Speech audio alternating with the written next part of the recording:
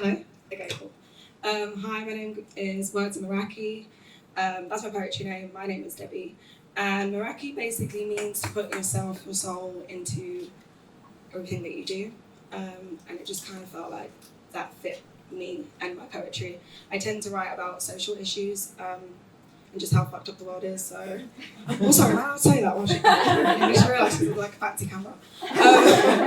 So yeah, that's what I tend to write about. So I'm like still a baby in like climate change. So I went for more of like an empowerment kind of like just inspire the people kind of vibe. And my voice is a little bit sore today, so ignore that as well.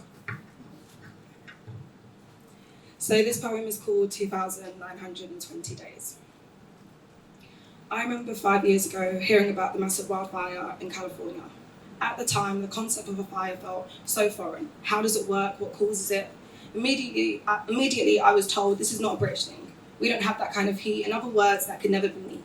Last year, as I chilled in my house when we had that crazy summer, I watched the news on TV and saw houses 30 minutes down the road burnt to a crisp, whilst parents and kids stood in disbelief. In 2022, firefighters dealt with 745 wildfires, more than 500 the year before. Yet we still give a platform to people who say it's a myth, it's not real, as if the evidence doesn't trump their ignorance. Sometimes, as a society, the easiest thing to do is to blame the problem on being too big, allow ourselves, understandably, to feel too weak to go against such an issue. So instead, we sit in it, we wallow in it, complain about it, whilst doing nothing. We allow the thing we do not want to win.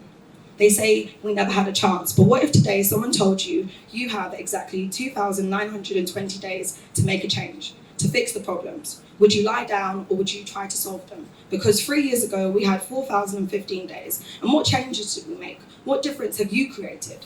I know it's hard to sacrifice when you see the rich and celebrities do 15-minute private jet rides whilst you're at home trying to use less plastic, turning the heating off because you can't afford it. I've had that mentality of why should it be my responsibility when they have the resources and the money to fix everything. But the thing is, they aren't the majority, we are. We need to decide what we want to do with that power, the power of the people. We know that protest works. Look at our history. We know that education works. Greta started when she was 15. All you need to begin is to care enough. Full transparency, there is so much more that me, myself, can do. This wake-up call isn't just for you, it's for us. I want to say change doesn't have to be drastic, but that's not true. It has to be. But won't it be worth it when the air we breathe is no longer a poison to babies? When we don't have to have autopsies and inquiries that reveal our society's greed is the real killer? Wouldn't it be nice to see the stars in the city? Call me a crazy optimistic. I want to believe it's not too late, that we haven't signed our fate.